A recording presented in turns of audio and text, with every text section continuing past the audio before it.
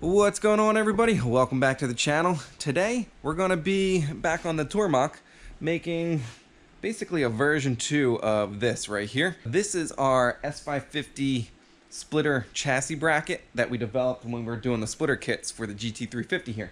Now we've since learned out that they fit on pretty much any S550, and if you want to do your own splitter, it's a super easy way to get splitter rods on your car without having to like drill your bumper beam or anything. So what we're gonna do is machine these, but we're gonna do a version 2.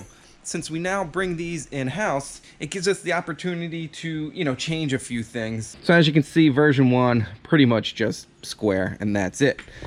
Version 2 here, you can see we got, a couple more pockets in it, rounded corners, chamfers. It just looks a lot nicer. Now the funny thing is, because a lot of people know us for our composite videos and everything like that, it's always funny when people ask if they can like get a deal if they get like more than one of the same part, and I always say no.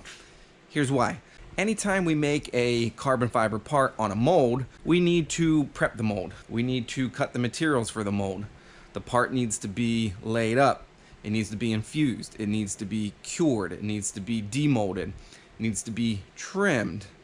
And that's all like one at a time steps, whether we're doing 1 or 100 of them. There's very little economies of scale doing composites. Now, on the flip side of that, machine parts, even though, as you can see, we only have one vise at the moment, we don't even have the automatic tool changer, 2 vices, whatever, you can still set stuff up where once I put that vise and those jaws and that program on it, it's like you can just run parts, That would almost be equivalent of like not having to lay up every part, just having to trim every composite or carbon fiber part. I hope that kind of makes sense. It's kind of like an interesting two opposite worlds I'm kind of diving into here. But anyway, so we're gonna jump into these brackets. Hopefully it'll be a little entertaining, interesting. I'm not nearly as versed on the machine as I am composites and aerodynamics, so like I said, we'll kind of creep up on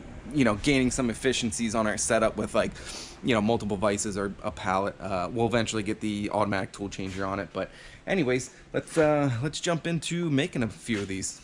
Alright, so we're already loaded up with our stock. We already got the tool in, and here's the first one we did just to kind of prove out the code. So this is what we're going to turn this little chunk into for op 1. It's going to do a light face.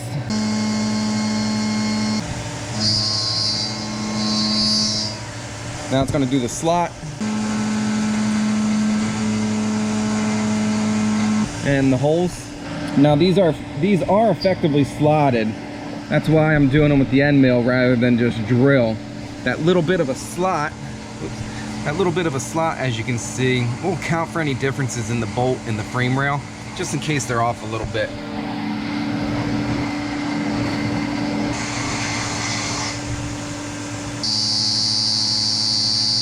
Now it's working on the slot, which is where the rod end goes. Ooh. Which means I can actually test it. Need one. So one of our rod ends should slip right in here. Oops. Oh, look at that. And it does. Maybe a thou or 2 left. Nice. Alright, so time for a tool change. This is where an automatic tool changer would be nice. Let's see what we got. Okay, time for the chamfer. Chamfers are very unexciting.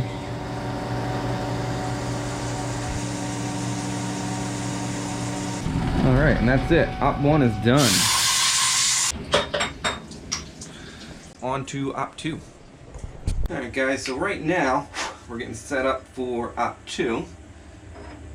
As you can see, we are swapping back to smooth jaws, because at this point, I don't want to mar the surface.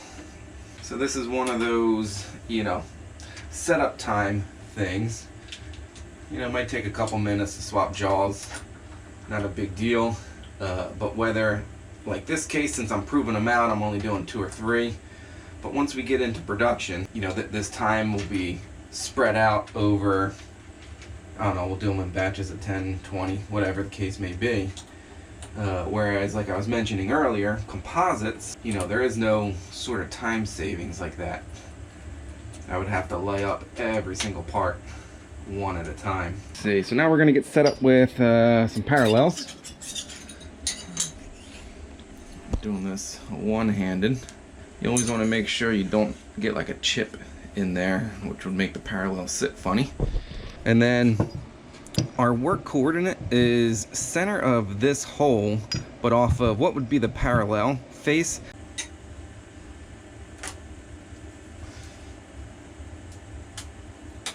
Alright, so we're ready to do our work coordinate. We need the center of this hole. I'm going to get Y off the center of this. So that way I'm on the flat faces, much easier out of this.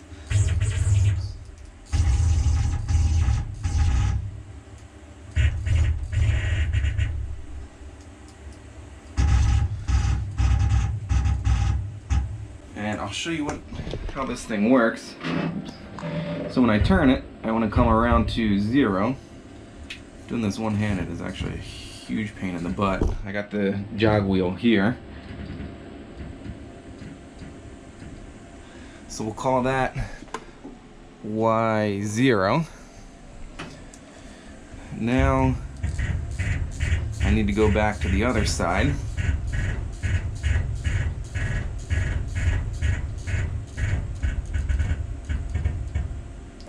Come back around to 0.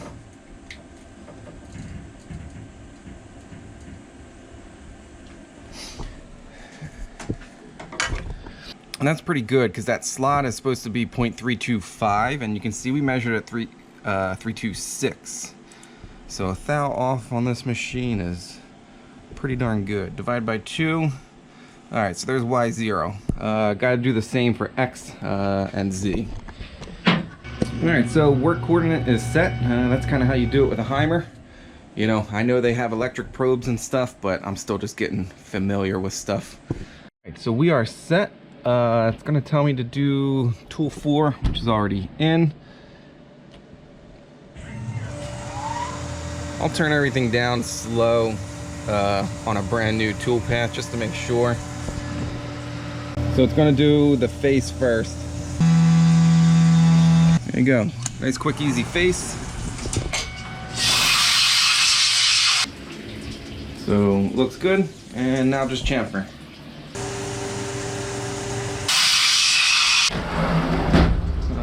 Chamfers look good, so there you go. That's the end of op 2. Let me run the rest of them. Alright, so here's how it went in, you know, with this little flange on the back, and it pops out like this. One other thing I forgot to mention, I do set up a stop, so that way I don't need to redo work coordinate. This is in the exact same spot. Tighten it down, go. Alright guys, so you can see we have our flip. We're getting ready to do our holes. I'm a little bit nervous about, you know, this contour on these ends because we kind of have to clear the jaws, so it has to hang out, and being little pieces that hang out, so I'm taking light cuts. We'll see. The other thing we're going to do is engrave it while we're here, and work coordinate is actually like in space off here, so we're going to hit this back edge, top edge, and then you can see we actually have the edge finder in it because we need this face, but the Heimer with the round ball, like, good luck getting it perfect, so the edge finder will actually be a little bit easier in this case.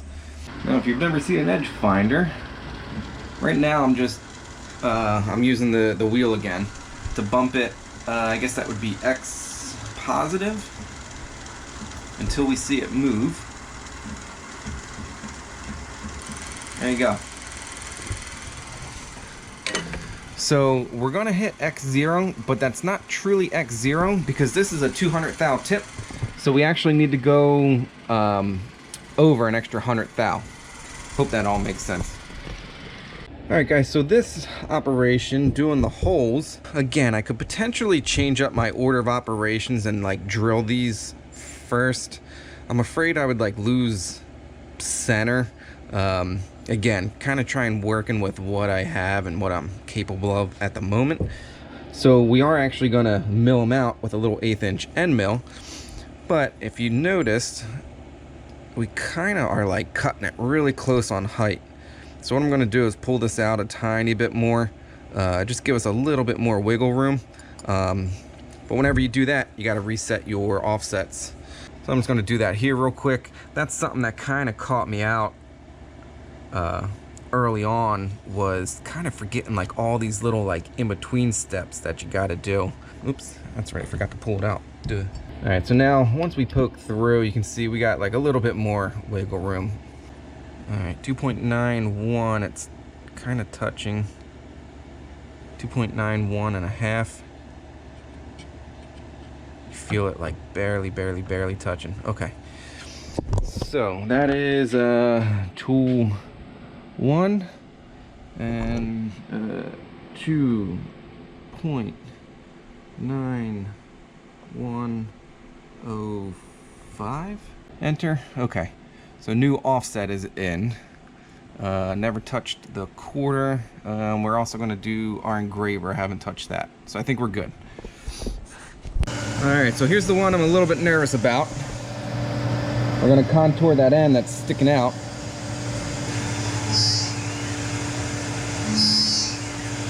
Alright, here we are with the little 1/8 inch that I just reset.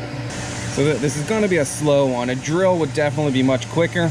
But I'm out of chucks. I could reset them, but then you got to get into redoing all your offsets every time. So this is kind of how I'm doing these first few. Let's see, we're getting close. Toolpath should be done really soon. So yeah, that kind of worked. A little bit slow.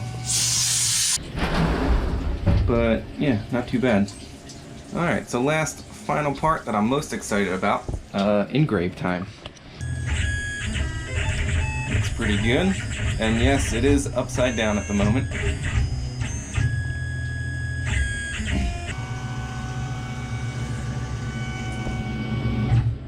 There we go. Done. Alright guys, so there we are. Obviously the new one versus the old one. Being engraved is obviously super cool. You know, just much nicer looking, you know, rounded corners, chamfered, everything. Now, very last thing we should do is check a few dimensions. The width of this hole, or slot, if you want to call it, should be 325. And I know we're upside down, but that's 320, we'll call it 324. So that's pretty good, within a thou. This is supposed to be about 312, 313. And we're about right on 313. And these need to be a quarter. And there you go. That one's like dead on. So cool. You know, well within spec. Now, very last thing we want to do, because we are very performance oriented, is weigh them. Alright, so the original 3.7 ounce, 3.6. Whoops. New one, 2.4. So what's that? 1.2 ounces, 2 per car. Yeah, that's 2.5 ounces. Obviously not the biggest thing to brag about. But hey, little bits add up. So yeah, I think that's where we're gonna wrap this one up. Hope you guys kind of enjoyed it. Like I said, this machining stuff, newish to us, but we're bringing more stuff in-house to kind of be able to do neat stuff like this.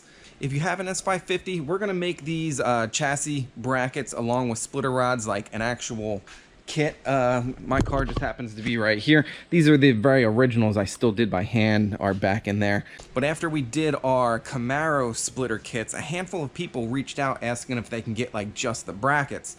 And you know, since we can kind of make stuff in-house now, yeah, why not? So we might kind of start adding that stuff to the website, just like splitter bracket kits. You know, so that way you don't want to spring for like a carbon splitter. You make your own. Our brackets kind of go on it, you know, makes the install kind of easy. So yeah, that's about it. That's where we're going to wrap this one up. As always, guys, thanks for hanging out, and I'll see you in the next one.